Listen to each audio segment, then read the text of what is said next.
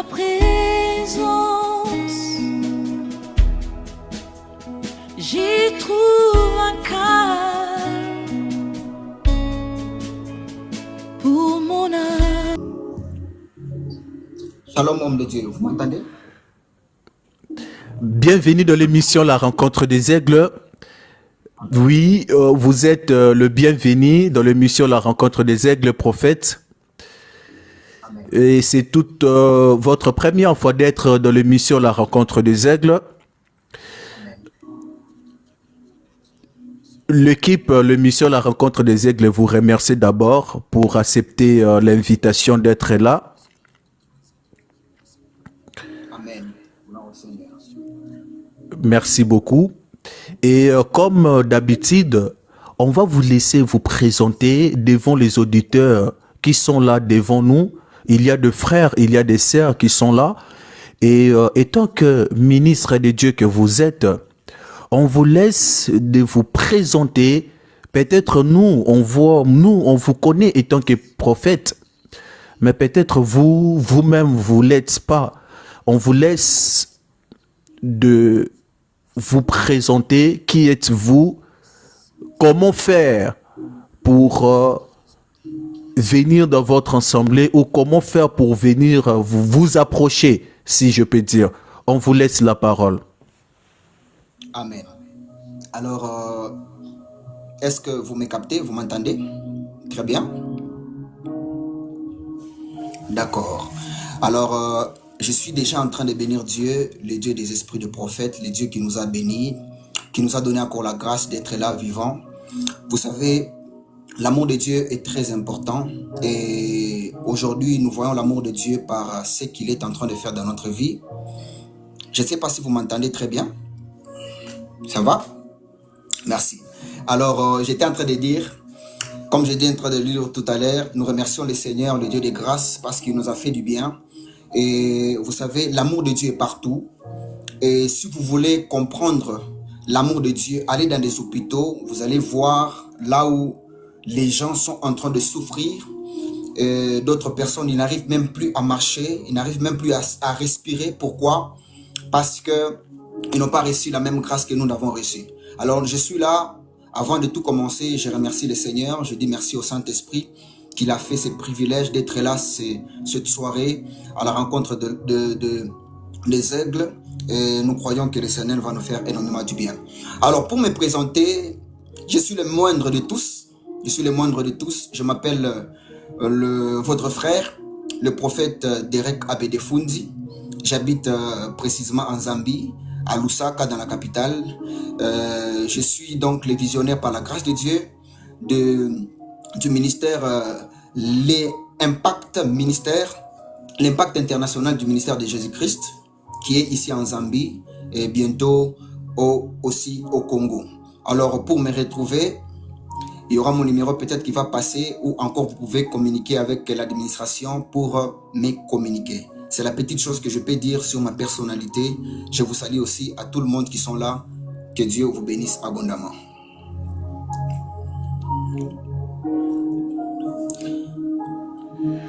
Merci beaucoup, prophète. Prophète s'est présenté devant vous. Si vous voulez bien rentrer en contact, contactez-nous et abonnez-vous aussi dans le page de prophète. Voilà, et je pense que vous serez bénis. Le prophète est là. Je rappelle à tous les auditeurs, auditrices, vous êtes dans l'espace, l'émission La Rencontre des Aigles. L'émission La Rencontre des Aigles, ce n'est pas débat, parce que TikTok est tellement, excusez-moi pour l'expression, est tellement un peu mal éduqué. Parce que lorsqu'il y a un live, les gens ont toujours tendance d'avoir un peu que oui, c'est un débat ou c'est, voilà. Ce n'est pas débat, c'est l'émission, il y a des questions. Mais je rappelle encore à tous les auditeurs, auditrices que l'émission La Rencontre des Aigles donne aussi possibilité à tous les auditeurs de monter et de poser aussi des questions. Mais on limite un peu de questions juste à des questions. Donc, vous avez droit de des questions à chacun. Et il faut savoir aussi que si vous êtes peut-être 100 personnes ou 30 personnes ou 50 personnes, 60 personnes ou 70 personnes, on va pas vous faire tous monter pour poser des questions.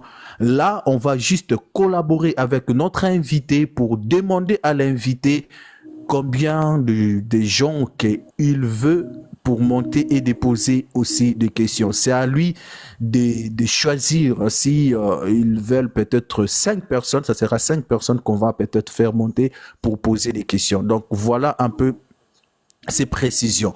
Mais je demande à tous les auditeurs, auditrices, s'il vous plaît, tapotez un peu comme vous êtes là, ne soyez pas distraits. Merci beaucoup, la sœur Omega, si je ne trompe pas, Omega Elisabeth. Que Dieu vous bénisse, c'est vous qui tapote. Que Dieu vous bénisse, qui vous aussi, qui vous partage aussi l'émission La Rencontre des Aigles. Je viens vers vous, prophète.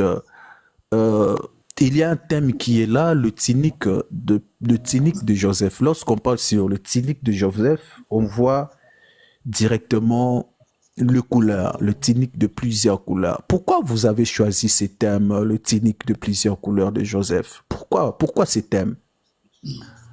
Déjà, d'entrée de jeu, il y a quelque chose que l'Église ou le corps de Christ doit comprendre, c'est que la tunique de Joseph a plusieurs facettes à laquelle nous pouvons expliquer ces choses.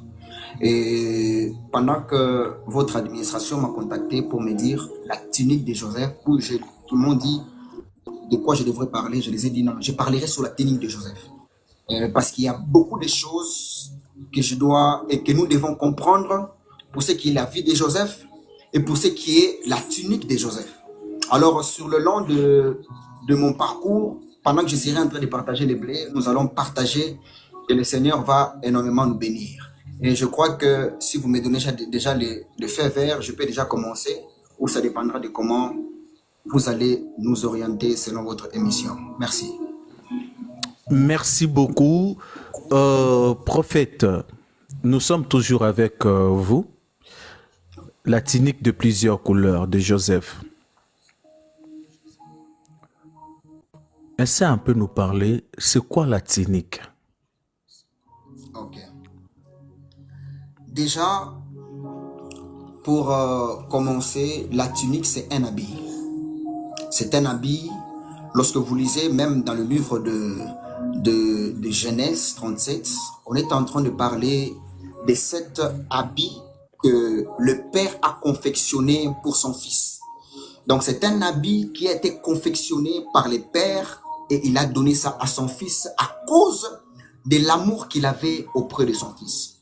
Et nous allons voir que cet habit a été celle qui caractérisait, lorsqu'on regardait Joseph, on voyait sa tunique, on pouvait aussi comprendre l'amour que le père Jacob avait envers son fils. Voilà pourquoi même, lorsque vous descendez dans le livre de Genèse 37, vous descendez en bas, vous allez comprendre que les frères de Joseph ont eu à haïr Joseph à cause de la tunique que Joseph en avait.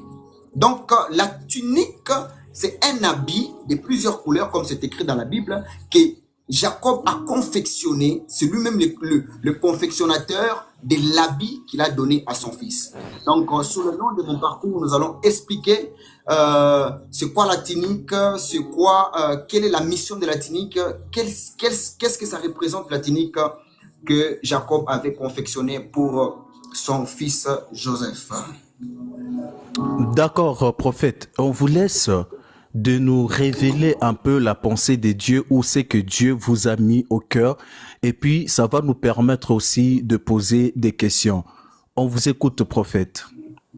Amen. Alors, nous bénissons déjà Dieu, l'éternel Dieu de grâce, pour ses privilèges. J'ai dit aussi merci à l'émission La Rencontre des Aigles, d'être les canaux par lesquels vous donnez les privilèges aux personnes ou aux apôtres ou aux ministres de Dieu de partager la parole de Dieu. Vous savez, ce n'est pas déjà facile d'être là devant vous pour partager la parole de Dieu, mais c'est la grâce de Dieu qui nous a choisis. Parce que la Bible déclare qu'il est maudit du peuple celui qui ne partage pas les blés, mais il est béni du peuple celui qui les partage. Amen. Donc, Que Dieu vous bénisse, homme de Dieu, vous-même, et bénisse aussi la servante de Dieu qui nous a contactés. Alors, ce n'est pas déjà facile de parler devant des personnes qui savent parler mieux que moi. Il y a beaucoup des hommes de Dieu qui sont passés. Je vis hier, on était avec le docteur Adela, malgré que je ne l'ai pas suivi tout au long de la fin, mais j'ai été vraiment béni. C'est un Père qui nous bénit fortement. Alors, les ministères que Dieu nous a donnés, c'est pour former Christ en vous, le peuple de Dieu, pour édifier le corps de Christ jusqu'à arriver à la stature parfaite de Christ. Alors, les ministères a comme le mandat d'amener le peuple de Dieu à connaître qui est Christ et de vivre comment Christ était en train de vivre sur la terre. Amen. La Bible déclare dans Galates 4, avant que je ne parte même pour révéler les révélations de la tunique de Joseph, mais j'aimerais d'abord faire comprendre quelque chose qui est très important. Nous allons lire un verset qui est très important. La Bible déclare dans Galates 4, le verset 19. « Mes enfants, pour qui je prouve de nouveau le douleur de l'enfantement, jusqu'à ce que Christ soit formé en vous. » Alors je vais dire au peuple de Dieu d'ouvrir leurs oreilles spirituelles afin de comprendre quelle est la hauteur, la grandeur et la largeur de la pensée de Christ qui est cachée derrière les saintes écritures. Car la parole déclare que donc la foi vient de ce qu'on entend, et ce qu'on entend c'est la parole de Christ. C'est par là que nous connaissons et nous recevons la connaissance pour bien vivre et matérialiser la chose, afin de ne pas être victime de ce que Osée est en train de dire dans Osée 4, le verset 6. Mon peuple est détruit parce qu'il manque quoi? La connaissance. Amen. Alors, c'est par la connaissance que tu seras affranchi, car c'est la vérité qui te rend libre. Donc, pour que tu sois libre, bien-aimé dans le Seigneur, vous êtes ici en train de me suivre, il faut connaître ou avoir la connaissance et connaître la vérité. Amen. Et la vérité, c'est quoi? C'est la parole que nous entendons dans nos oreilles et la parole de Jésus-Christ. Or, la Bible déclare dans Jean 1:1, la parole, au commencement était la parole et la parole était avec Dieu et la parole était Dieu. Sur 14, lorsque vous descendez, vous allez comprendre que cette parole a pris chair. Donc, pour que tu sois affranchi, tu dois connaître cette parole qui a pris chair. Et cette parole, c'est qui? C'est le Seigneur Jésus-Christ. Amen. Alors, ici, parlons de toute la tunique de Joseph, de toutes les histoires, de là où nous allons marcher avec vous dans la parole de Christ. La seule chose qui compte, c'est savoir Jésus-Christ et Jésus-Christ crucifié. Amen. Je sais que les gens sont en train de m'écouter ici et je sais qu'il y a le lecteur de la Bible plus que moi, les personnes qui lisent la Bible plus que tout le monde. Vous avez déjà passé à lire la Bible plus que 3 fois, 4 fois, mais nous allons aussi être parmi les personnes qui vont aussi apporter la pierre à l'édifice pour former Jésus-Christ en vous. Que Dieu vous bénisse abondamment. Alors, nous allons lire 2 portions bibliques et c'est celle qui va nous donner la grâce d'entrer dans la parcelle de Salomon pour expliquer les choses. Alors, je suis dans Genèse, le chapitre 37, verset 3, puis nous allons sauter, nous allons prendre 31 jusqu'à 34. Je ne sais pas si le docteur peut nous lire ou je peux le lire carrément ici.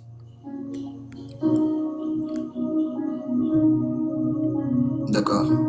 Le docteur peut nous lire Genèse 37, le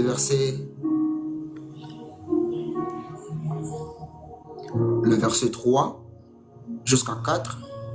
Et puis il va sauter, prendre les 31 jusqu'à 34. Partage les lives là où tu es, partage les lives afin que plusieurs personnes soient bénies. Genèse 34, le premier verset, 3e. Non, les Genèse 37, le 3e verset jusqu'à 4. D'accord. Israël aimait, je lis au nom de Jésus, Israël aimait Joseph plus que tous ses autres fils, parce qu'il avait eu dans sa vieillesse.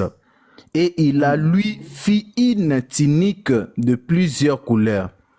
Ses frères viront que leur père l'aimait plus que tous, et il est priant à haine, et il pouvait lui parler avec amitié. Amen. Alors, nous allons sauter pour prendre le chapitre, le verset, toujours dans le même chapitre, le verset 31 jusqu'à 34.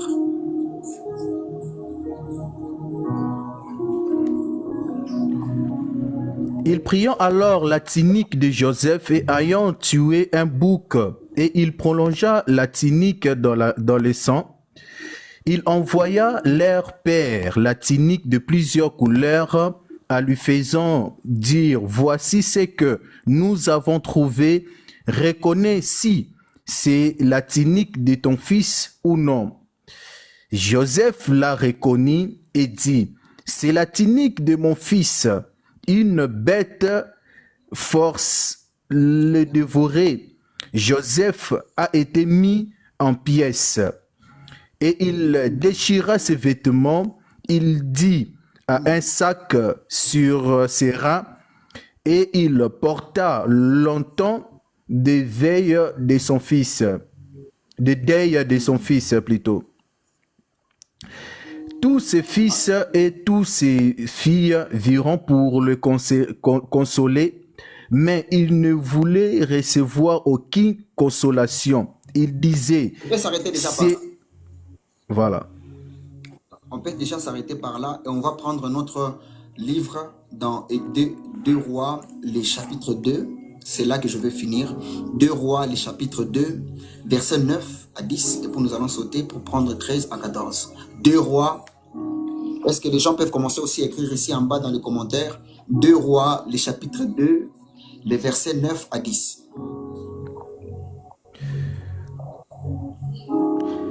Le chapitre 9 à 10. La Bible dit, lorsqu'il est passé, Élie dit à Élisée, demandez ce que tu veux et que je fasse pour toi, ayant que je sois enlevé d'avec. Toi, Élisée répondit, qu'il y avait sur moi, je te prie, une double ponction de ton esprit. Élie dit, tu demandes une chose difficile, mais si tu me vois pendant que je serai enlevé d'avec toi, cela t'arrivera ainsi. Sinon, cela n'arrivera pas. Amen. Alors prenez 13 jusqu'à 14 et puis je vais maintenant décoller.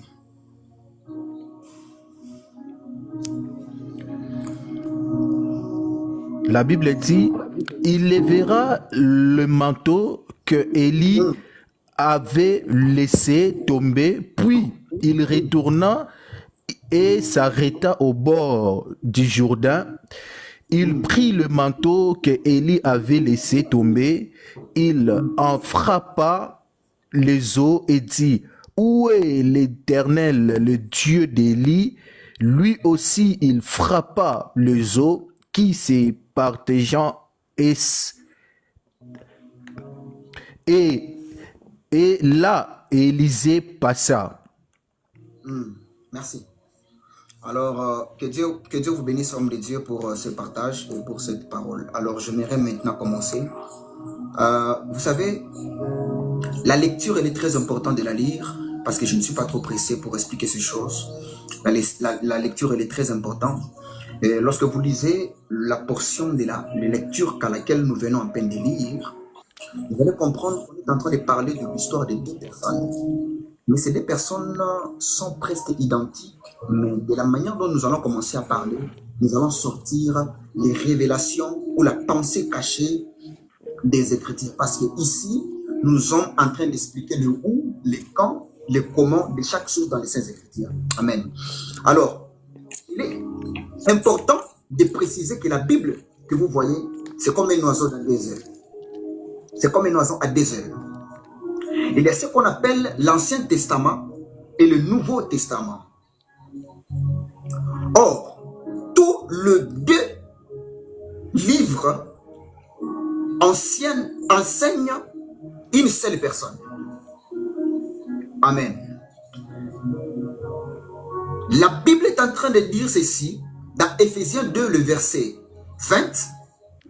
Vous avez été édifiés sur le fondement des apôtres et des prophètes. Jésus-Christ même étant la pierre angulaire. Amen. Les apôtres et les prophètes sont donc les deux ailes des aigles qui permettent à l'aigle de voler. Et Jésus lui-même étant la pierre angulaire, Jésus est donc le corps qui soutient les deux ailes des apôtres et des prophètes.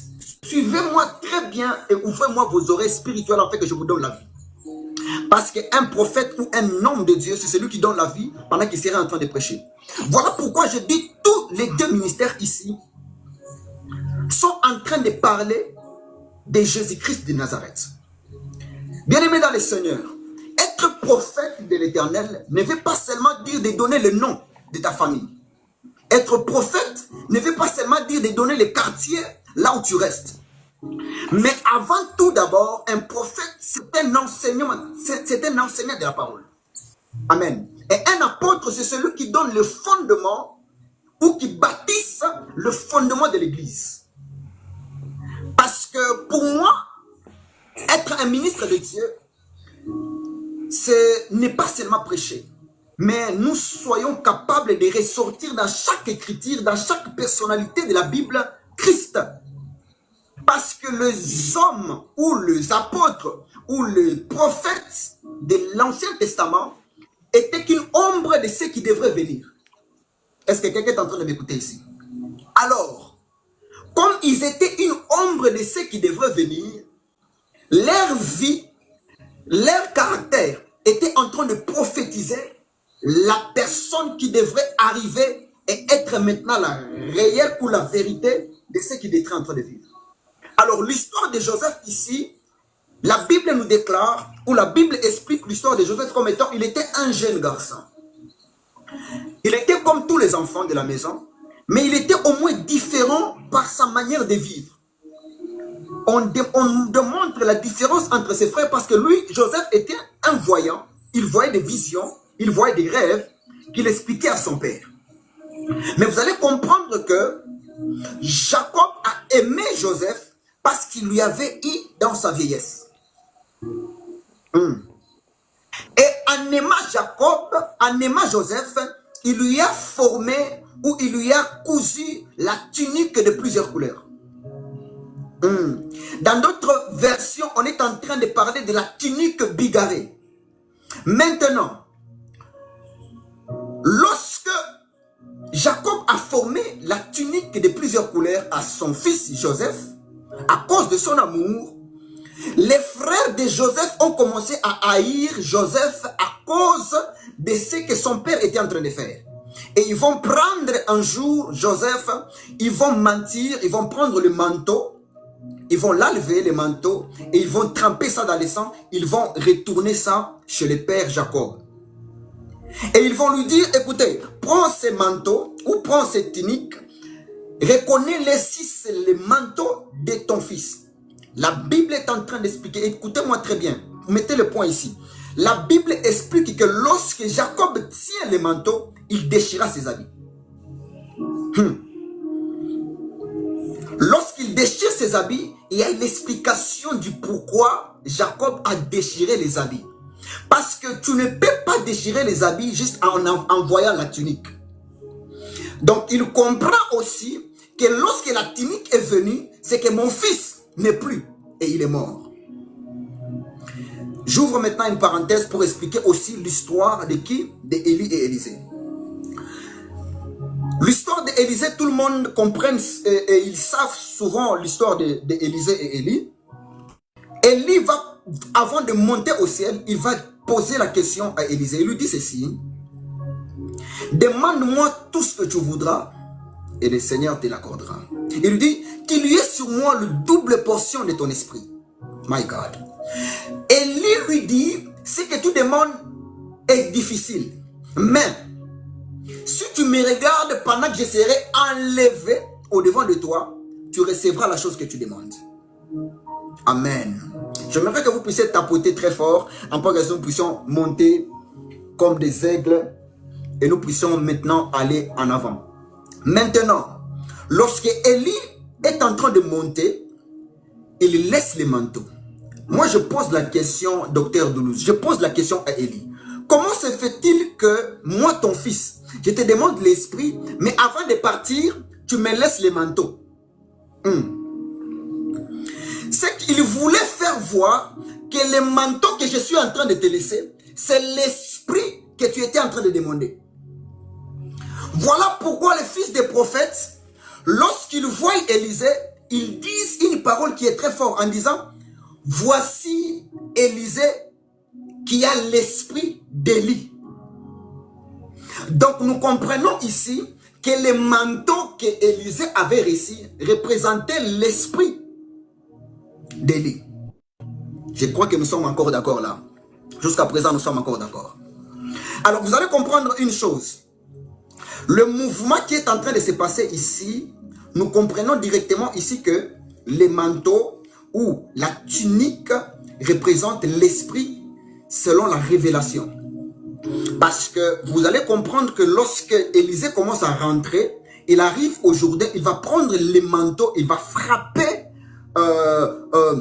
au milieu du Jourdain et le Jourdain va se séparer. Ce mouvement ici, je vais l'expliquer aussi plus tard et nous allons évoluer.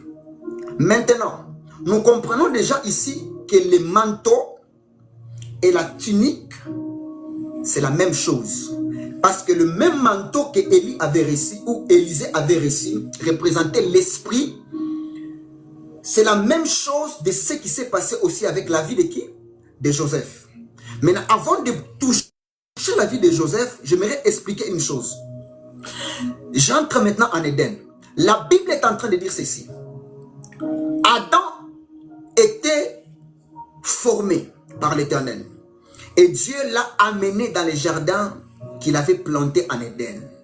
Donc nous comprenons que Adam vient de quelque part que Dieu lui avait formé et puis il l'a fait entrer en Éden. Alléluia. Maintenant, lorsqu'il le fait entrer en Éden, c'est que l'effet de te faire entrer, c'est qu'il y a une porte. Mais lorsque maintenant Adam pêche contre Dieu, il est chassé et Dieu va mettre les chérubins pour garder, n'est-ce pas, les jardins. Maintenant, le but de Dieu, c'était que Adam puisse vivre éternellement dans les jardins d'Éden. Maintenant, pour résoudre ce problème, il doit chercher quelqu'un qui aura le droit du rachat pour racheter Adam et les remettre dans les jardins. Maintenant, il y a un problème. Adam ne peut pas rentrer lui-même dans les jardins d'Éden. Pourquoi? Parce qu'il y a les chérubins avec des épées flamboyantes en train de sécuriser la porte d'Éden. Dieu va se mettre maintenant d'accord pour envoyer le prophète afin de relever Adam et de le ramener en Éden. Moïse, lorsqu'il est venu à la montagne, Dieu l'appelle et lui dit, Moïse, viens. Lorsque Moïse vient, il lui dit, écoute, l'endroit à laquelle là où tu es posé, c'est un endroit qui est saint. Enlève tes souliers ou enlève tes sandales pour que tu puisses entrer dans les lieux à laquelle je suis en train de t'appeler. Homme de Dieu, tout le mouvement qui se passe dans la Bible, c'est un mouvement qui est prophétique et toutes ces choses ont des explications qui sont prophétiques. Vous allez vous demander, et vous n'allez jamais voir nulle part là où Moïse, après avoir parlé avec Dieu, il a pris ses souliers ou ses sandales, il est reparti. Vous n'allez jamais me donner ces versets. Donc, lorsqu'il a enlevé ses souliers ou ses sandales, il a laissé à la montagne, une autre personne est venue les prendre. Maintenant, j'aimerais vous montrer la personne qui était venue prendre ses souliers et les souliers qu'il avait enlevés définissaient quoi? Écoutez, plusieurs personnes vont vous dire, les évangéliques, ils vont vous dire que non, les liens qui étaient là où il y avait Dieu, les sandales représentaient les péchés, les caractères mauvais, où ils ne devaient pas entrer dans les liens saints. Non, ce n'est pas ça. Ce n'est pas ça, bien aimé dans le Seigneur. J'aimerais vous déchiffrer quelque chose. Lorsque vous lisez le livre de Ruth, la Bible est en train de dire que lorsque il s'est rencontré avec Boaz, Boaz, ce jour-là, il a eu à manger beaucoup. Il a bu. et il est monté pour se coucher. La Bible explique que Ruth est partie se coucher à ses pieds. Pendant qu'il s'est couché à ses pieds, il va dire à Boaz que prends ton aile, mets ça sur moi parce que c'est toi qui as le droit de rachat. Homme de Dieu, écoutez-moi très bien ici parce qu'il y a des choses, c'est par là que je suis en train de mettre les bases pour expliquer maintenant les bonnes choses qui arrivent. Il va dire, c'est toi qui as le droit de rachat, donc tu peux prendre ton aile ou ta main, tu peux poser ça sur moi. Boaz va dire à Ruth, il a dit, non, j'ai le droit de rachat, mais je ne suis pas le seul. Demain, le matin, il y aura celui qui a le droit de rachat comme moi, mais celui qui vient devant moi. C'est celui qui va te racheter. S'il ne te rachète pas, moi je prendrai à mon compte. La Bible explique maintenant dans Ruth 4 que l'homme qui avait le droit du rachat devrait passer. Et Boaz commence à lui poser la question en lui disant, écoute, Naomi est revenue. Il a perdu ses biens, il a perdu son mari, il a perdu ses enfants. Mais il est revenu aussi avec une femme qu'on appelle Ruth, la Moabite. Donc, rachète-la. Et si tu ne la rachètes pas, moi je la prendrai à mon compte. My God. L'homme qui avait le droit du rachat a dit non, je ne peux pas les racheter pour crainte de détruire mon héritage. Toi, prends-le afin que tu puisses toi les racheter. Maintenant, la Bible explique, écoutez maintenant ici, la Bible dit ceci, que autrefois en Israël, tout celui qui devrait avoir le droit du rachat, pour remplacer son droit de rachat, il devrait enlever ses sandales pour donner à l'autre. My God. Donc l'homme qui avait le droit de rachat devrait enlever ses sandales pour dire que moi, je ne peux pas racheter Naomi ou je ne peux pas racheter Ruth pour crainte de détruire mon héritage. Donc toi, tu dois les racheter parce que moi, je refuse. My God. Donc Boaz va prendre le soulier en disant, en se frappant à la tête, à la poitrine en disant, c'est moi donc qui reprend le droit de rachat. Ah, donc je comprends maintenant pourquoi Moïse à la montagne, il avait enlevé ses sandales. Parce que lui, il n'avait pas le droit de rachat pour racheter le peuple d'Israël.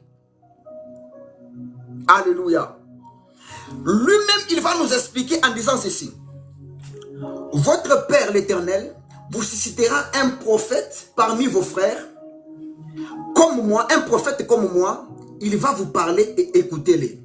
Ce qui veut dire, il n'avait pas la capacité de prendre les rachats et de racheter le peuple.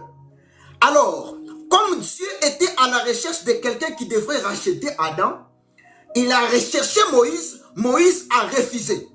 Donc, il devra avoir quelqu'un qui devrait aussi venir pour prendre les sandales de Moïse et d'être comme la personne qui doit racheter le peuple. Ça, c'est ça l'évangile. Amen. Maintenant, Jean-Baptiste va nous expliquer qui avait pris les sandales. La Bible est en train d'expliquer en disant ceci. Moi, je ne suis pas la lumière. Je ne suis pas digne de porter... Mais il y a quelqu'un qui vient après moi. Lui là, il vous baptisera de l'esprit et de feu. Mais il va ajouter aussi une chose, que je ne suis pas digne d'enlever quoi? Ces sandales. Ah, comment se fait-il que tu n'es pas digne d'enlever ces sandales? Pourquoi tu mentionnes les sandales? Donc, la personne qui ne doit pas enlever ses sandales, c'est celui qui est digne de racheter le peuple. Or, Jésus, lorsqu'il est venu, il était venu avec les sandales aux pieds pour dire, moi je vais racheter le peuple d'Israël. Ou le peuple que Moïse avait refusé. Donc nous comprenons aussi par les Écritures que c'est Jésus ce jour-là qui était parti prendre les souliers que Moïse avait laissés à la montagne. Est-ce que jusque-là nous comprenons les Saintes Écritures selon la voie de la prophétie? Alors, dès que vous comprenez ces choses, c'est par là que maintenant je vais avancer pour vous faire comprendre ce que Dieu voulait faire. Écoutez avec moi. Lorsque Jésus-Christ vient, il est avec ses sandales aux pieds, il est à la recherche parce que Jésus-Christ, lorsqu'il est venu, il était venu pour prendre Adam et le retourner dans le jardin d'Éden. Prendre les pécheurs, l'amener au ciel. C'est ce que la Bible déclare, car Dieu a tant aimé le monde qu'il a donné son Fils unique, en fait, quiconque croit à lui ne périsse point, mais qu'il ait la vie éternelle. Donc, Christ est celui qui avait le droit de racheter le peuple. Maintenant, pour ouvrir une parenthèse, pourquoi Moïse, my God, il y a des révélations qui arrivent maintenant. Ruth a été refusé d'être racheté. Pourquoi? Parce qu'il était de la famille de Moabites. Parce que lorsque vous comprenez les Moabites, ils viennent d'une famille de la malédiction. Lorsque vous comprenez l'histoire de Lot, lorsqu'il est sorti dans le pays là où il était, lorsqu'il a fui, il est arrivé à un endroit où il avait 2 filles.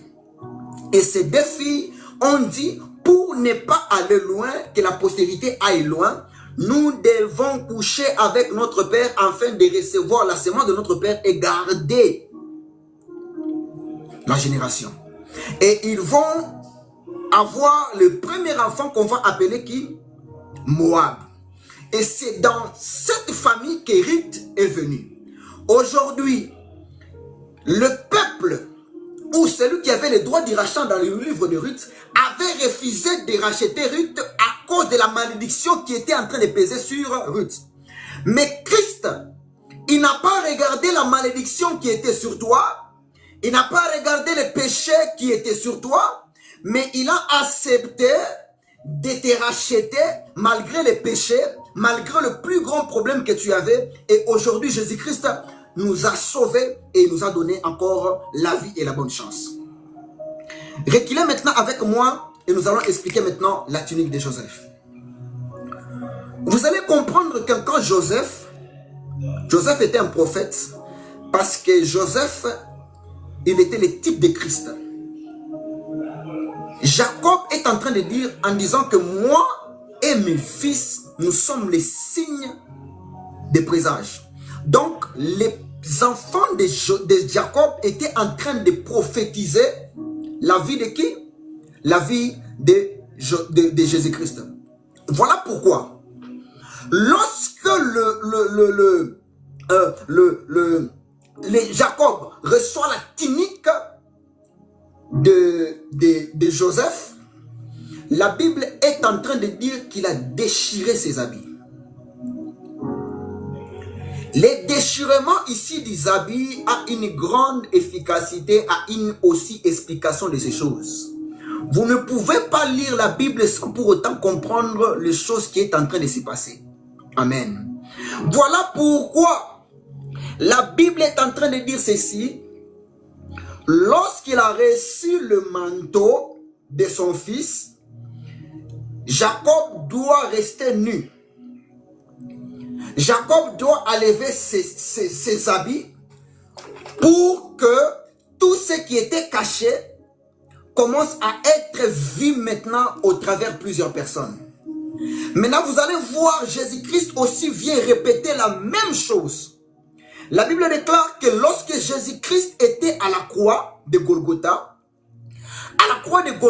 Jésus-Christ a dit ceci: Père, j'ai remis mon esprit d'entre tes mains. Ce qui veut dire, le manteau qui est la tunique de Joseph qui est en train de retourner vers le père Jacob, c'est l'esprit de Joseph qui est en train de retourner vers le père. Ce qui veut dire aussi, Jésus-Christ à la croix, il a dit, je remets mon esprit entre tes mains. Maintenant, si Jacob a reçu l'esprit de son fils de Joseph et il a enlevé les habits, nous devons aussi voir là où le père de Jésus, où il doit enlever aussi ses habits. Oh mon Dieu. C'est ça la parole, c'est ça l'évangile. Alléluia. C'est ça l'évangile. Maintenant, sans plus tarder, j'aimerais vous expliquer. Donc, lorsque le Père reçoit aussi l'esprit de Jésus, il doit aussi enlever ses habits. Voilà pourquoi la Bible est en train d'expliquer que le jour où Jésus-Christ est mort, la robe ou comment on dit, Cet rideau qui était en train de séparer les liens saints et les liens très saints a été déchiré au milieu. Pour dire que les choses qui étaient dans les liens saints, là où tout le monde ne pouvait pas voir, désormais, les rideaux est déjà séparé et tout le monde doit voir ce qui est caché dedans. C'est ça qui expliquait que l'Esprit de Jésus est monté et Dieu, comme il est les liens saints, les liens saints représentaient Dieu, il devrait enlever ses vêtements. Donc les liens saints, c'était l'image de Dieu. Quand il a reçu l'Esprit de Christ, il doit enlever aussi ses vêtements. Voilà pourquoi tout le monde avait la capacité de voir les choses qui étaient dans les liens saints. Pourquoi? Parce que les choses qui étaient là-dedans étaient cachées. Alléluia. Alléluia. Maintenant, nous allons avancer. Aujourd'hui, bien-aimés dans le Seigneur, vous avez la capacité de prier n'importe où et de chercher Dieu n'importe où. Ici sur TikTok, tu peux prier et Dieu peut te toucher. Dans ta chambre, tu peux prier et Dieu peut t'écouter. Au marché, tu peux prier et Dieu peut t'écouter. Pourquoi? Parce que le rideau est déjà séparé et nous sommes en train de parler avec Dieu vis-à-vis. Amen, amen. Est-ce que les aigles sont là pour que nous puissions maintenant monter? Est-ce que les aigles sont là pour que nous puissions monter? Tapotez les lives, tapotez les lives. Il y a de bonnes choses ici. Il y a de bonnes choses qui vont arriver maintenant. Alléluia, je sens l'Esprit de Dieu maintenant. Il y a d'autres personnes qui vont être touchées par l'Esprit de Dieu. My God. Amen. Donc nous comprenons aussi que la tunique de Joseph, homme de Dieu, quand vous m'avez posé la question, c'est quoi la tunique de Joseph? La tunique de Joseph dans la révélation, c'est l'Esprit de Dieu. Voilà pourquoi je comprends, my God, dans le commencement, la Bible est en train d'expliquer que au commencement, l'Esprit de Dieu se mouvait au-dessus des eaux. Ah. Pourquoi l'Esprit de Dieu se mouvait au-dessus des eaux? Parce qu'il était en train de chercher une terre à laquelle il devrait se poser. Il était en train de chercher une terre à laquelle il devrait se poser. Voilà pourquoi Jésus-Christ aussi va venir pour expliquer la même chose et faire comprendre les Écritures du Seigneur. Jésus-Christ, lorsqu'il part, il commence à chercher maintenant. Il est aussi en train de se mouver au-dessus des eaux. La Bible déclare qu'il était en train de marcher. Lorsqu'il marchait au-dessus des eaux, il est en train de chercher quelqu'un à qui il doit soutirer dans l'eau. Maintenant, Pierre, tu ne peux pas marcher au-dessus des eaux si Jésus-Christ ne t'a pas encore retiré. Parce que bien aimé dans le Seigneur, si tu es païen, tu ne deviendras pas enfant de Dieu par toi-même. Il faut que Christ vienne pour te sortir de là où tu étais et t'amener et que tu aies maintenant la vie éternelle. Ce que j'aimerais expliquer, c'est quoi? Lorsqu'il arrive, il voit Pierre. Pierre lui dit, Seigneur, c'est toi. Il dit, c'est moi. Permets que je puisse venir là où tu es. Lorsque Pierre, par ses efforts, par sa force, il veut aller vers là où Jésus-Christ est, il a commencé à se noyer. Il faut que Christ, comme étant celui qui a le poids du salut, comme celui qui est le chemin par lequel nous allons avoir le Père, il faut qu'il puisse enlever Pierre de l'eau pour lui dire, maintenant tu es maintenant sauvé. Voilà pourquoi lorsque Jésus-Christ arrive aux eaux, il dit à Pierre, Pierre, toi tu es Pierre, toi aussi tu es un pêcheur de poissons. À partir de maintenant, tu ne seras plus pêcheur de poissons, mais tu seras pêcheur de qui? Des hommes. Comment se fait-il que Jésus-Christ est en train de mettre la nuance entre pêcher les poissons et pêcher les hommes? Donc les poissons définis par les hommes et l'eau c'est le monde. Homme de Dieu, vous me comprenez? Donc l'eau ici c'est le monde Et les poissons qui sont au-dedans des eaux, c'est les hommes. Voilà pourquoi Jésus-Christ est en train de dire, tu ne seras plus pêcheur des poissons, mais pêcheur des hommes. Donc tu vas aller dans le monde pour prendre les hommes qui sont dans le monde et l'amener vers moi. C'est ça l'évangile de l'Éternel. C'est ça la bonne nouvelle. Bien-aimés dans le Seigneur, j'aimerais vous dire, lorsque vous lisez des Genèse en Apocalypse ou des Genèse en Malachie, vous ne voyez pas Christ cité, vous devrez revenir et lire encore très bien votre Bible. Parce que les étapes où Dieu était en train de marcher avec le prophète définissaient carrément Jésus-Christ qui était en train de venir. Ils étaient l'aurore ou l'ombre de personnes qui étaient en train de prophétiser sur la venue de qui? De Jésus-Christ. Amen. Maintenant, j'aimerais finir par ici pour expliquer quelque chose. Lorsque Christ est venu, il est venu, comme j'étais en train de le dire, qu'il est venu pour chercher qui? Adam. Et le remettre dans les jardins d'Éden.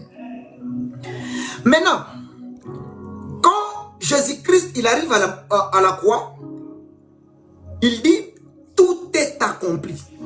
Mais Seigneur Jésus, comment se fait-il que tout est accompli alors que tu n'as pas encore trouvé Adam?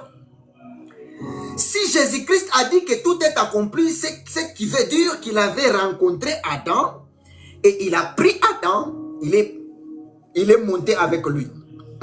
Voilà pourquoi la Bible est en train de dire ceci. Jésus-Christ a été crucifié avec les voleurs et les sorciers. Les voleurs ou les sorciers a dit, écoute, toi tu es le Seigneur. Tu peux te sauver parce que tu as la puissance de là où tu es. Mais l'autre, j'aimerais que nous puissions lire ces versets. J'aime beaucoup ces versets. J'aimerais que nous puissions lire. Nous sommes dans Luc, le chapitre 23, les versets 39 jusqu'à 44. La Bible explique ceci. L'un des malfaiteurs crucifiés injuriait, disant, n'est-il pas le Christ? Sauve-toi toi-même et sauve-nous. 40. Mais l'autre les reprenait et disait, ne crains-tu pas Dieu, toi qui subis la même condamnation? Pour nous, c'est juste, car nous recevons ce que nous méritons, ce qu'on a mérité, ce qu'on méritait, nos crimes. Mais celui qui n'a rien fait de mal, et il a dit à Jésus, souviens-toi de moi quand tu viendras dans ton règne. Jésus lui répondit, je t'ai dit en vérité, aujourd'hui tu seras avec moi dans le paradis. Beaucoup de personnes s'est déjà posé la question de comment se fait-il que cette personne, il était voleur. C'était quelqu'un malfaiteur. Mais lorsqu'il dit à Jésus-Christ de se souvenir de lui, Jésus-Christ lui dit, dès aujourd'hui tu seras avec moi dans le paradis. Bien-aimé dans le Seigneur, cette personne, c'était Adam qui avait mangé l'arbre de la connaissance du bien et du mal et il avait volé. Donc Christ, en voyant cette personne confesser son péché, et il a su que c'était dans la révélation, c'était Adam qui avait volé l'arbre de la connaissance du bien et du mal. Il ne devrait pas s'arrêter. Il devrait directement prendre Adam et lui dire, aujourd'hui même, tu seras avec moi dans le lieu des paradis.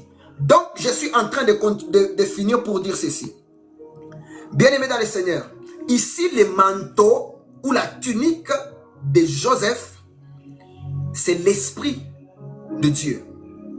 Ou c'est l'esprit de Joseph. Voilà pourquoi nous avons expliqué que lorsque Jacob a reçu le manteau de son fils qu'il lui avait donné, il a déchiré ses habits et nous avons donné aussi l'écriture qui dit, lorsque Christ était mort, il a dit à Dieu, entre tes mains, je remets mon esprit. Ce qui voulait dire aussi que c'était identique parce que Joseph était prophète, il est aussi le type de Jésus-Christ.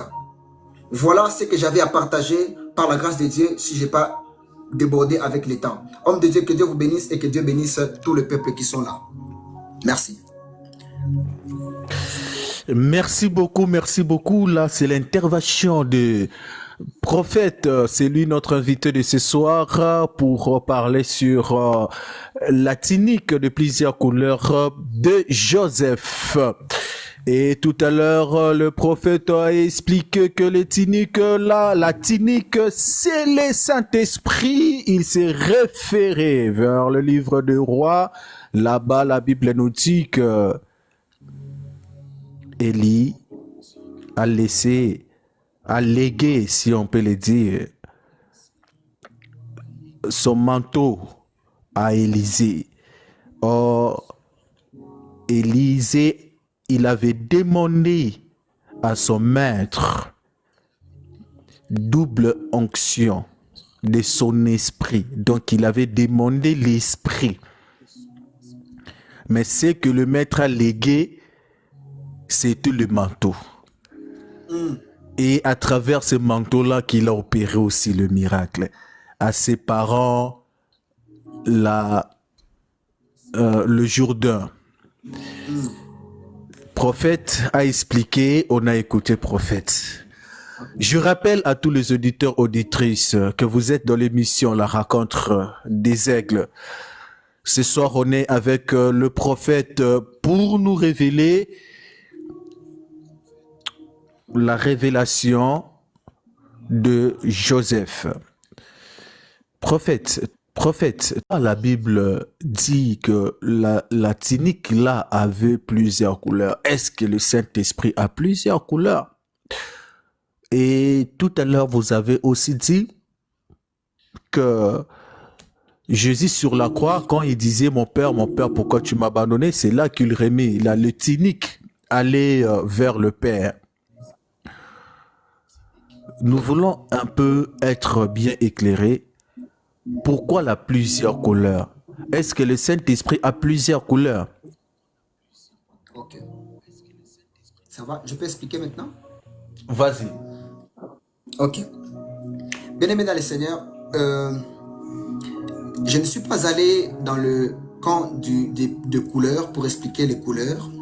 Parce que si Dieu nous fait grâce, on reviendra peut-être, si on a encore la vie, pour expliquer toutes les couleurs avec les significations. Parce que vous devrez savoir déjà que Joseph était l'arc-en-ciel. Pourquoi l'arc-en-ciel? Parce que lorsqu'il voit les rêves ou les songes que Dieu lui avait donnés, la Bible explique qu'il a dit, il a vu le soleil, la lune et 11 étoiles s'est prosterné vers lui.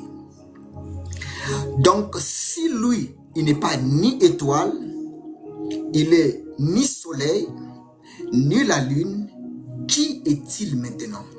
Donc, nous comprenons dans la prophétie que Joseph symbolisait l'arc-en-ciel. Et l'arc-en-ciel a plusieurs couleurs. Il y a beaucoup de choses à expliquer sur la tunique de Joseph que peut-être que nous ne pouvons pas finir aujourd'hui. Maintenant, lorsque nous parlons du Saint-Esprit, les couleurs du Saint-Esprit, c'est Éphésiens qui est en train de nous expliquer.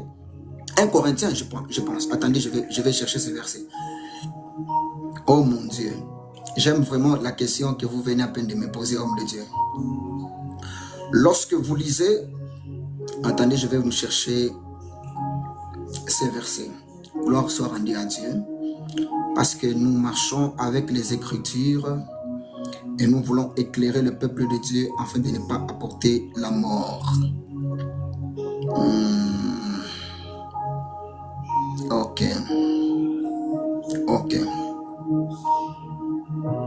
Dans le nom de Jésus. Dans le nom de Jésus. Est-ce qu'on peut tapoter encore une fois de plus en train de partager les lives? Partagez les lives. Voilà, je suis en train de chercher les versets. Et ces versets-là, attendez, je vais carrément les chercher dans 1 Corinthiens. 1 Corinthiens 12. Non, je crois que c'est 12, oui.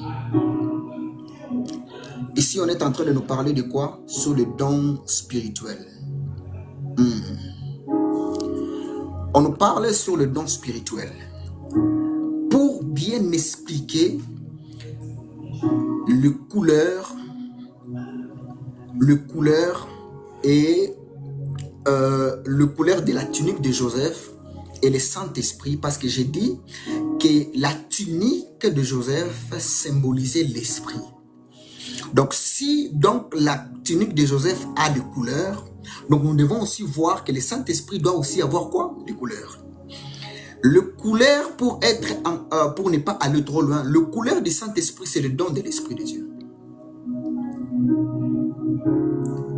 Le don spirituel, c'est ça qui symbolise les couleurs dans la révélation pour expliquer les couleurs de la tunique de Joseph. Donc, le Saint-Esprit nous donne le don. Et il y a 9 dons de l'Esprit et qui symbolisent maintenant, selon la question de l'homme de Dieu, les couleurs que le Saint-Esprit apporte dans un chrétien. Lorsque vous avez le Saint-Esprit, il vous apporte aussi quoi? Les dons qui symbolisent aussi les couleurs et la manifestation de l'Esprit en vous. Merci, homme de Dieu.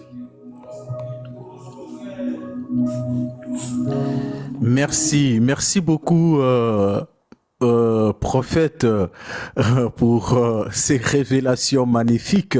Je rappelle à tous les auditeurs auditrices que vous êtes dans l'espace, l'émission La Rencontre des Aigles. Nous sommes aux phases de questions-réponses. Si vous êtes là, envoyez déjà vos demandes. Envoyez vos demandes pour monter, déjà déposer des questions là où vous voyez que c'est un peu compliqué, mais la question est dans le respect, et si vous montez, il faut être beaucoup plus, vraiment beaucoup plus dans le respect pour poser vos questions. Mais n'oubliez pas, comme d'habitude, vous avez juste droit de des questions, pas avec l'esprit de débat. Donc voilà. Donc, je rappelle à tous les auditeurs, auditrices, nous sommes avec le prophète. Prophète, vous avez dit ici que Jésus sur la croix, c'est là qu'il remet le tunique qui est le Saint-Esprit. Maintenant, on voit là où Jésus va remettre le tunique vers le Père, c'est sur la croix. Mais on voit Joseph là où il a remis le tunique, ou là où ses frères ont pris le tunique. Je ne vois pas la croix. Est-ce que vous pouvez aussi nous dessiner la croix là où le tunique de Joseph a été retiré pour aller vers le Père? Voilà. Déjà, lorsque j'ai expliqué la croix de Jésus-Christ, c'était juste pour expliquer là où le Seigneur Jésus a, n'est-ce pas, remis son esprit. C'était juste pour mettre cette parallélisme de la révélation, pour expliquer que lorsque Joseph a retourné, ou bien les frères de Joseph ont pris la tunique, ils ont retourné chez son père. Son père, lorsqu'il voit la tunique, il comprend directement que Joseph n'est plus en vie et il est mort. Donc j'ai aussi mettre le parallèle en disant que Jésus-Christ, lorsqu'il remet aussi l'esprit entre les mains du Père, le Père déjà aussi doit comprendre que le Fils est mort. Vous comprenez? Mais attention ici, vous allez comprendre que la tunique de Joseph, lorsqu'elle fut retournée chez son père, elle n'avait plus les plusieurs couleurs. Parce que la Bible déclare que lorsqu'ils ont pris la tunique de Joseph, ils l'ont trempée dans le sang. Or, le sang ici symbolise les rachats d'ailleurs de Joseph, dans d'autres termes. Parce qu'ils ont tué l'animal à la place de Joseph. Lorsque vous lisez très bien cette écriture, vous allez comprendre très bien qu'avant d'abord de faire retourner, oh mon Dieu, avant d'avoir fait retourner la tunique vers les pères, ils ont d'abord trempé cette tunique dans le sang. Donc là-bas, il y a déjà les rachats. Pourquoi? Parce que l'animal est mort à la place de qui? De Joseph. Donc vous comprenez déjà que là-bas, il y avait déjà le salut. Or, nous avons reçu le salut à la croix de Golgotha.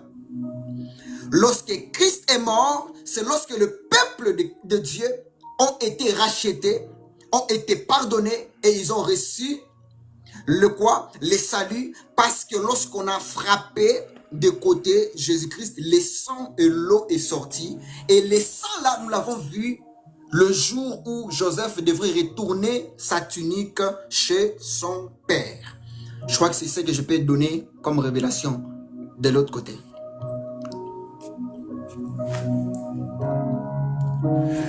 Merci beaucoup, prophète. Merci beaucoup. Je le répète, c'est l'heure de questions. Envoyez vos demandes pour monter et de poser des questions si vous n'êtes pas d'accord. C'est l'heure de poser des questions. Voilà, c'est l'heure de vous aussi de monter pour poser vraiment de questions. Prophète, Homme de Dieu. lorsque vous avez dit que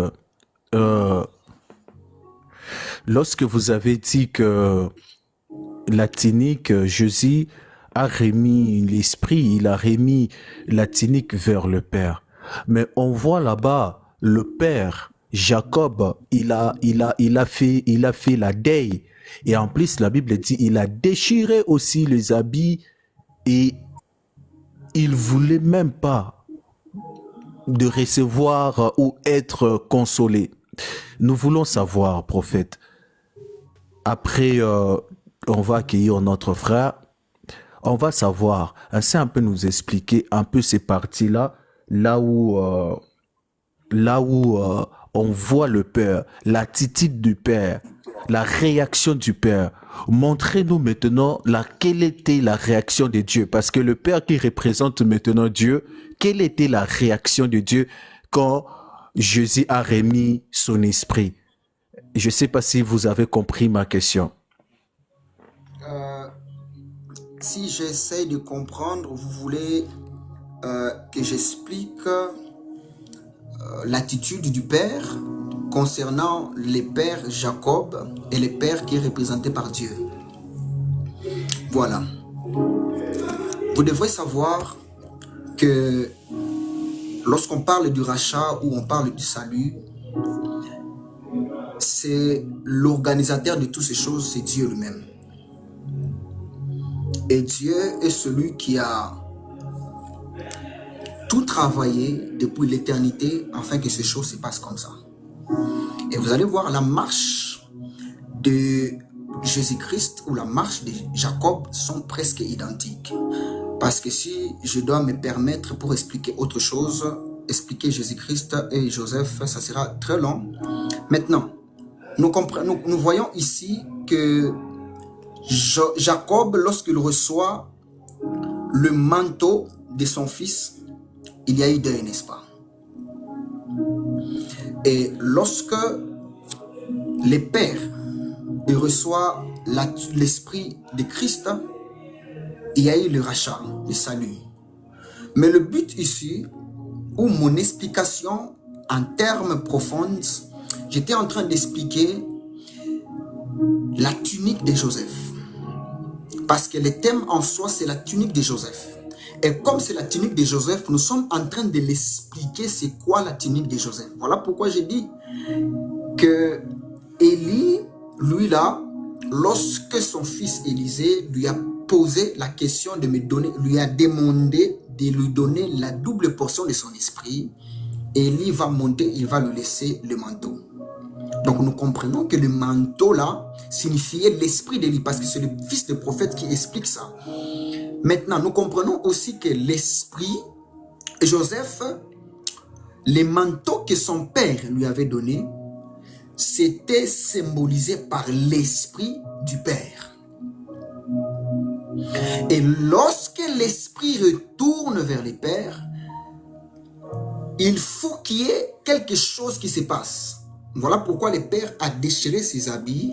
Donc nous devons aussi voir Dieu là où il déchire ses habits. Voilà pourquoi nous avons expliqué que le rideau qui était en train de séparer les liens saints et les liens très saints a été séparé, a été déchiré en deux, et les choses qui étaient dedans, qui représentaient la présence de Dieu, est très ouvert. Mais ici, c'était juste pour vous parler et donner un message en disant qu'à partir de maintenant, lorsque Christ est mort, nous avons la capacité de ne pas seulement aller vers les hommes de Dieu pour qu'ils prient pour nous, mais nous avons aussi la capacité de prier aussi par nous-mêmes, parce que Christ a fait la mission à la croix, en fait de nous révéler son Père.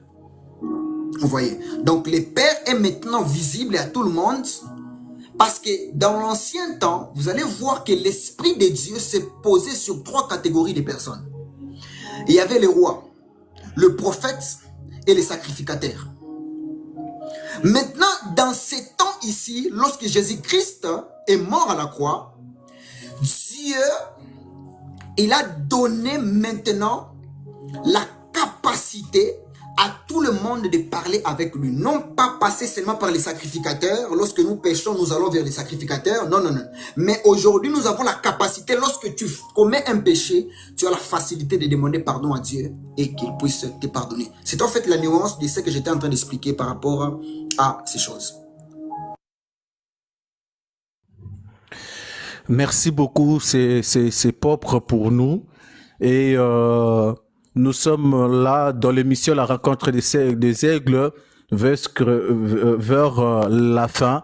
Je demande à tous les auditeurs de vous envoyer déjà vos demandes pour monter et déposer vos questions.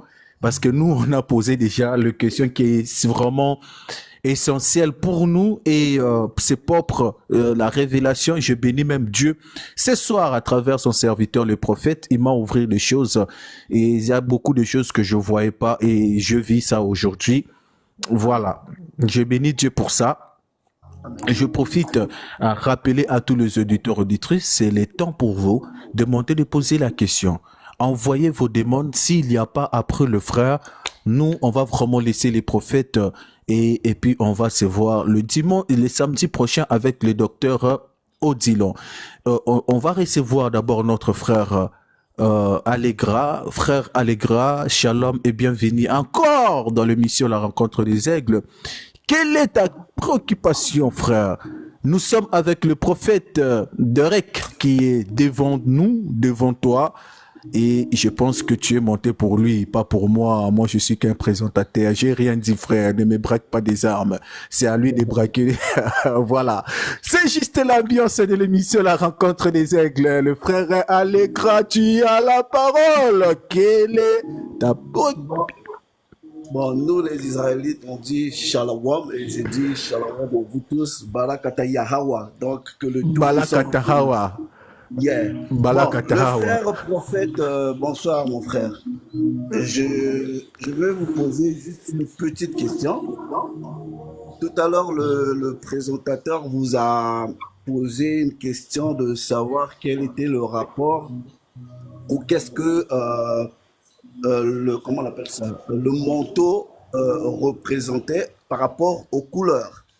Et vous avez dit que les couleurs du manteau faisaient allusion aux dons de l'esprit. C'est cela, non? Non, non, nous avons dit que, bon, quand il m'a dit, pour expliquer, parce que j'ai dit que l'esprit, le manteau représentait l'esprit, et il m'a dit, les manteaux ont les couleurs. Et si vous dites que l'esprit, c'est le manteau que Élise et Joseph avaient déjà porté, alors, comment se fait-il que l'esprit... Donc, je devrais aussi montrer les couleurs qu'avait l'esprit. Mais est-ce que vous n'avez pas dit que les couleurs là représentaient les dons de l'esprit? J'ai dit ceci, que l'esprit, le don de l'esprit, parce que comme nous avons expliqué que le manteau était symbolisé par l'esprit, il m'a posé la question pour savoir si le manteau a les couleurs. Donc, vous devrez aussi nous présenter les manteaux de l'esprit, les couleurs de l'esprit. Ah non, en fait, j'ai cru comprendre que lui, il est là, il peut reposer la question. Moi, j'ai cru comprendre qu'il avait dit qu'est-ce que les couleurs sur le manteau représentaient. Et que vous avez dit que ça représentait les dons de l'esprit.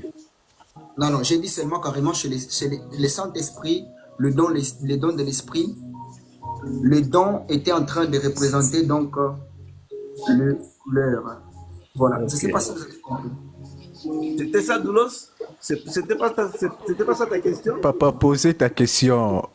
Non, parce que c'est très important. Pourquoi je dis ça? Parce que je vois pas d'où sort l'idée que le manteau avait des couleurs. Moi, je vois pas. Parce que vous êtes en train de lire le texte en français. Mais si vous lisez le texte en hébreu, le texte en hébreu ne parle pas de couleurs là-bas. Mais non, j'ai voulu d'abord comprendre d'où sort l'idée de couleurs et combien de couleurs, si je vous accorde les couleurs, combien de couleurs il y avait sur le manteau et combien il y a les dons de l'esprit par rapport à ce que vous lisez dans l'Alliance renouvelée.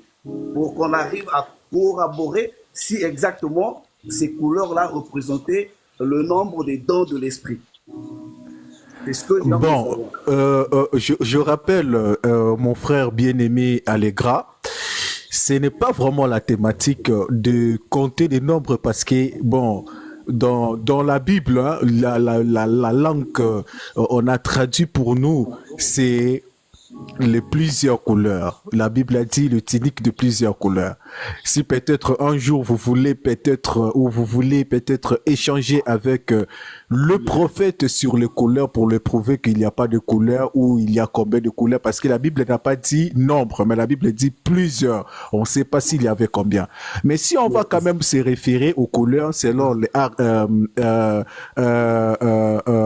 l'arc-en-ciel, on voit l'arc-en-ciel, il y a 7 couleurs. Maintenant, est-ce qu'il y avait vraiment cette couleur? Là, on ne sait pas. Mais la Bible dit juste qu'il y avait à plusieurs couleurs.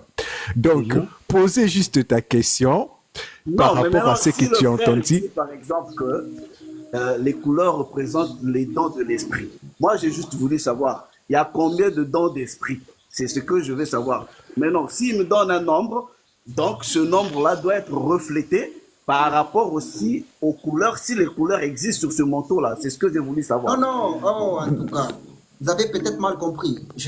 Ok. Vous savez, je n'ai pas dit que parce que le Saint-Esprit a 9 dons de l'Esprit. Vous savez?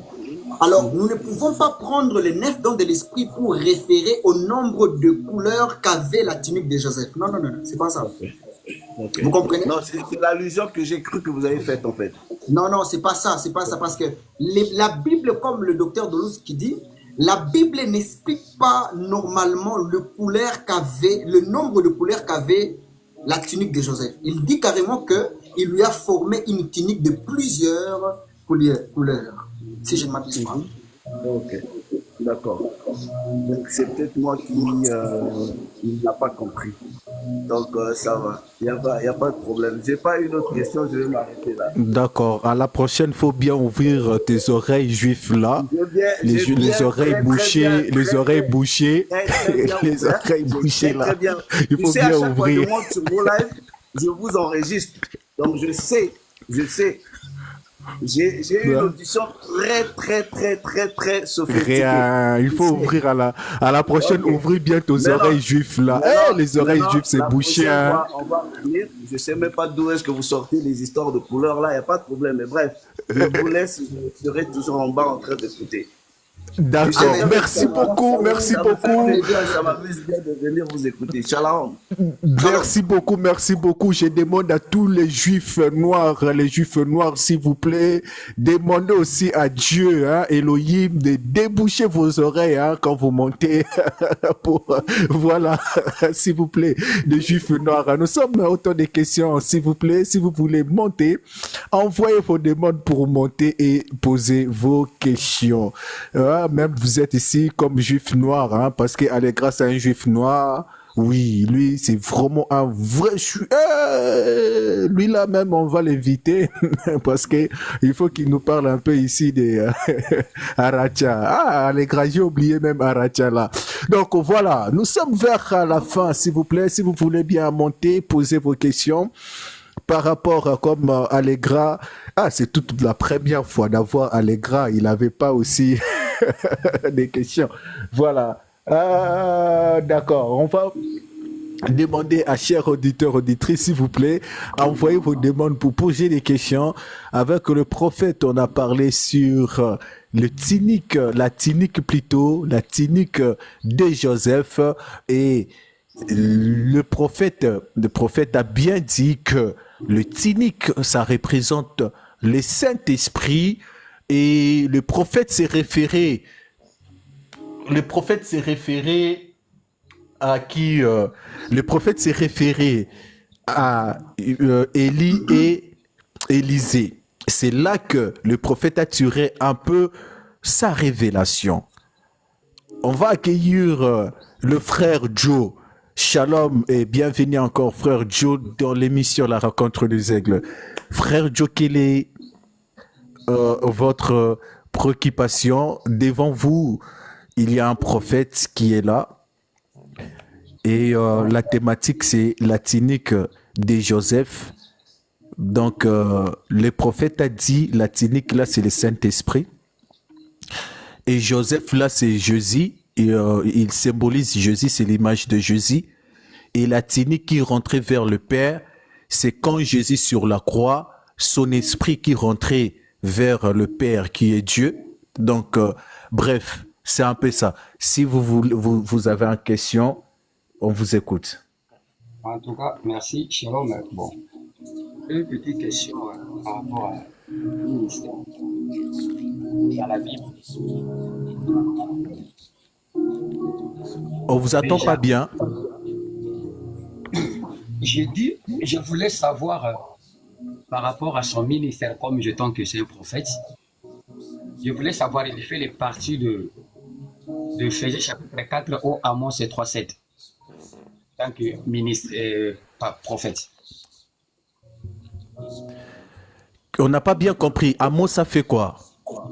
Je dis ceci, Oui, comme l'homme de Dieu, c'est un prophète. oui. Je voulais savoir, avant que je ne pose ma question, je voulais savoir, est-ce qu'il est prophète selon Amos 3:7 ou il est prophète selon Éphésiens chapitre 4, dans les 5 ministères? Bon, je pense que ce n'est pas ça vraiment l'émission. L'émission, ce n'est pas pour ça. Pour vous poser ma question, je voulais savoir s'il est fait Non, partie posez de la juste la question, mais parce que là, posez la question parce que là, ça n'a rien à voir, Papa Joe. Ma question Ben oui, posez est juste à la part de ce question. qu'il a dit. Ma question est basée dans ce qu'il a dit. Ben Parce que voilà, déjà- vas-y. Voilà, déjà, parce que la question doit être basée sur la thématique.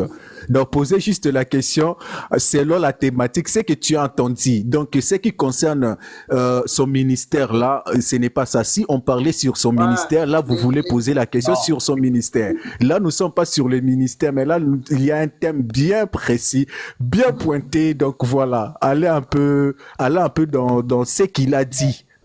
Mais c'est ça que je dis. Je ne sais pas si vous l'avez mal compris. Je dis ceci. Ma question est basée par rapport à son ministère, par rapport à son exposition. Maintenant, je voulais savoir, est-ce que comme un prophète, est-ce qu'il fait partie Il fait partie dans Éphésiens 4. Éphésiens 4 ou il fait Oui. partie dans l'Éphésiens, parlons de Amos et 3? Éphésiens 4, il fait partie de Éphésiens 4. Mais voilà, pourquoi vous voulez me compliquer? Non, parce que ce n'est pas la thématique, mais on vous répond quand même. Parce que quand quelqu'un vient dans un plateau comme ça, ne peut pas lui poser la question comme un petit enfant, il faut lui poser la question de savoir comment on peut lui poser la question par rapport à ce qu'il est. Bon, moi je suis tout à fait d'accord avec ce qu'il a dit par rapport à l'image de Joseph, par rapport à la tunique de Joseph. Mais je voulais savoir s'il sera possible qu'il puisse revenir encore la semaine prochaine, parce que nous avons besoin de savoir combien de couleurs qui existaient dans cette tunique de Joseph. Parce que cette tunique-là a une signification. Parce que lui, c'est un prophète. Tu dois connaître ça. Il ne peut pas nous laisser avec, entre guillemets, non. Si pour moi, parce que vous allez voir, tout le monde lui monte à cause de ça. Parce que vous allez laisser les gens, entre guillemets. Nous voulons savoir maintenant combien de couleurs existaient dans cette tunique. Parce que tu as parlé de arc-en-ciel, parce que nous connaissons que l'arc-en-ciel a 7 couleurs. Bon, maintenant, si on regarde bien, donc toi déjà c'est un prophète, tu dois savoir ça. Donc pour moi, ma question pouvait être basée par rapport à ça. Mais comme tu ne t'es pas révélé ça, je ne sais pas comment je pouvais m'expliquer parce que je voulais savoir combien de couleurs existaient dans cette tunique. C'est ça qui était ma question. Mais comme tu ne t'es pas parlé de ça, c'est ça que je disais, je ne pouvais pas te poser des questions comme ça sans le savoir si tu faisais les parties de quel genre de ministère. Mais comme tu dis qu'un ne faisait 4, tu es un peu limité, donc je ne peux pas avancer. Comme poser la question, mais ne dis pas quelqu'un qu'il est limité. Ma question a été, je voulais savoir les couleurs étaient combien de couleurs. Ah, les couleurs, ce n'est pas la thématique Papa Joe, ce n'est pas la thématique. C'est ça que je disais que non, je ne voulais pas. C'est ça que je ne voulais pas. Avant que j'ai posé ma question, je voulais savoir s'il est dans quel domaine. Vous voyez, parce que s'il disait que non, un prophète de Amos 3:7, je ne peux pas de résister. Je voulais d'abord poser la question parce que je sais qu'il a la communication directe. Directe. Vous comprenez? Direct là, on ne peut pas tâtonner. Okay, bon, voilà merci beaucoup, Papa Joe. Merci beaucoup. Il est moyen bien aimé, il faut que l'invité pour venir nous parler de cette unique-là. Merci beaucoup, Papa Joe. Vraiment. Merci beaucoup, Papa Joe. Nous sommes à la fin de notre émission, La Rencontre des Aigles. Je tiens à remercier le prophète pour accepter l'invitation d'être là au milieu de nous. Vraiment, l'équipe La Rencontre des Aigles vous remercie beaucoup. Et je remercie aussi tous les auditeurs, auditrices pour votre présence ici et votre soutien de partager et de tapoter. On va laisser le prophète quelques minutes pour s'exprimer, pour dire ce qu'il n'a pas dit. Et puis, le prophète, vous pouvez aussi communiquer les gens vos informations s'il y a les gens qui voulaient aussi vous rejoindre. Donc, on vous laisse la parole.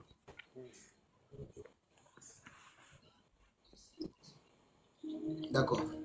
Nous bénissons Dieu encore une fois de plus parce qu'il est le maître du temps des circonstances, qui nous a donné encore la grâce d'être là pour parler de la part de Dieu. J'aimerais déjà rappeler, nous ne sommes pas ici pour faire débat, nous sommes ici pour partager. Nous ne connaissons pas tout et avec beaucoup plus d'humilité, vous connaissez plus que moi. Je suis le moindre des frères qui ne sait encore rien, mais qui apprenons. Et nous sommes venus aussi atteler ce que nous avons aussi reçu de la part de Dieu. Alors, je vais juste dire que chaque homme de Dieu qui passe ici, il n'est pas votre ennemi. Et notre ennemi, l'unique ennemi, c'est le diable. Donc, nous sommes frères, nous apprenons et nous continuons toujours à chercher le Seigneur dans la profondeur. Alors, j'aimerais déjà donner mes coordonnées. Déjà, vous pouvez me suivre sur... je fais aussi souvent des lives. Je suis en Zambie, comme je l'ai dit tout à l'heure. Je suis à Lusaka. Nous marchons dans un ministère sur quoi je suis le visionnaire par la grâce de Dieu, the International Impact Ministry of Christ. C'est l'anglophone. Alors, nous sommes précisément en Zambie. Il faut que si vous avez aussi à nous contacter, vous allez toujours aller vers l'administration, le docteur Doulouse. Il va toujours nous dire que celui-ci a des questions. Si vous avez encore les questions, écrivez au docteur. Nous allons commencer aussi à répondre petit à petit par la grâce de Dieu. Parce que j'ai lu en bas ici, on dit, on apprend tout le temps. Oui, nous apprenons tout le temps. Et si vous avez aussi à ajouter sur ce que je n'ai pas dit, vous pouvez aussi monter et venir aussi parler de la part de Dieu. Alors, nous respectons tout le monde et nous disons merci à l'homme de Dieu, le docteur Doulouse, J'ai dit aussi à la servante de Dieu Yael pour cette marque de confiance de venir parler sur cette émission TV, la rencontre des aigles. Sinon, pour le reste, nous disons merci et shalom à tous. Merci beaucoup, prophète, que Dieu vous bénisse. Et merci à tous les auditeurs, auditrices. On va vraiment vous laisser et on va laisser aussi des prophètes parce que les prophètes ont aussi des choses à faire. Et nous aussi, il y a un programme en ligne, de programme de prière. Vous voulez nous rejoindre dans la prière? Contactez-moi, écris-moi, on va vous partager le lien parce qu'on a 10 jours de prière en ligne aujourd'hui. Donc après ici, je suis directement allé connecter dans l'autre réseau pour le programme de la prière. Que Dieu vous bénisse abondamment. On se retrouve le samedi prochain avec le docteur Odilon sur la création, 6e jour. Donc, l'équipe La Rencontre des Aigles vous remercie abondamment et bon week-end ou bon début de semaine. Au revoir. Amen. Seigneur.